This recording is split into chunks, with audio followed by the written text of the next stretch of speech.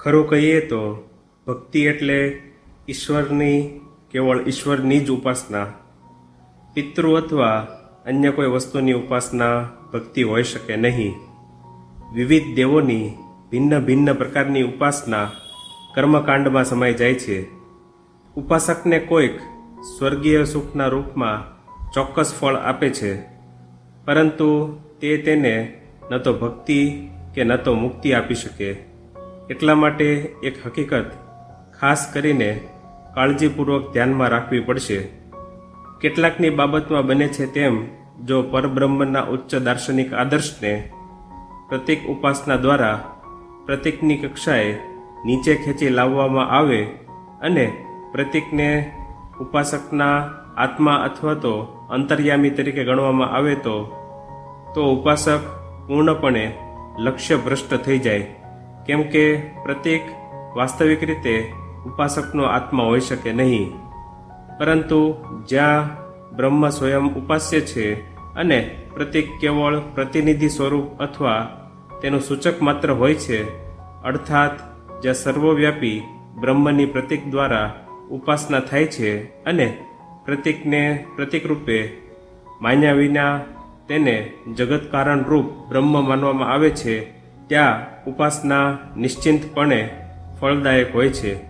એટલું જ નહીં, બલકે જ્યાં સુધી સમસ્ત માનવજાત ઉપાસના સંબંધી ચિત્તની પ્રાથમિક અથવા પૂર્વ તૈયારીની અવસ્થાને પાર ન કરે ત્યાં સુધી તે સૌને માટે અનિવાર્ય રીતે આવશ્યક છે.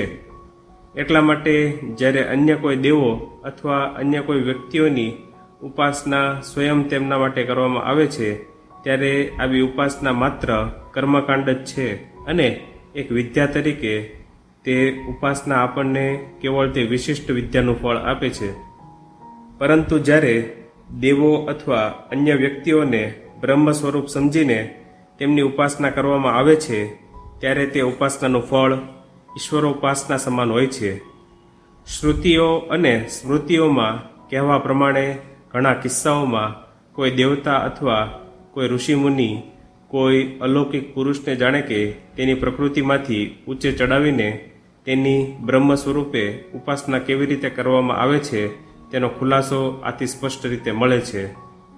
અદ્વૈતવાદી કહે છે કે જ્યારે કોઈ વસ્તુમાંથી નામ અને રૂપ કાઢી નાખવામાં આવે છે, ત્યારે શું પ્રત્યેક વસ્તુ બ્રહ્મ નથી?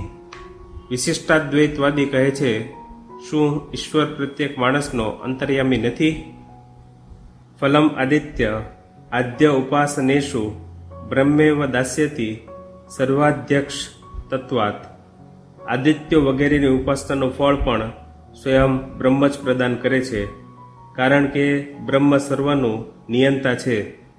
શ્રી શંકર તેમના બ્રહ્મસૂત્રોના ભાષ્યમાં કહે છે, ઈદૃશમ ચાત્ર બ્રહ્મણ ઉપાસ્યત્વમ યત્ત પ્રતિકેશુ તદ્દૃષ્ટિયા ધ્યારોપણમ પ્રતિમાદિષુ ઇવ વિષ્ણવાદિનામ.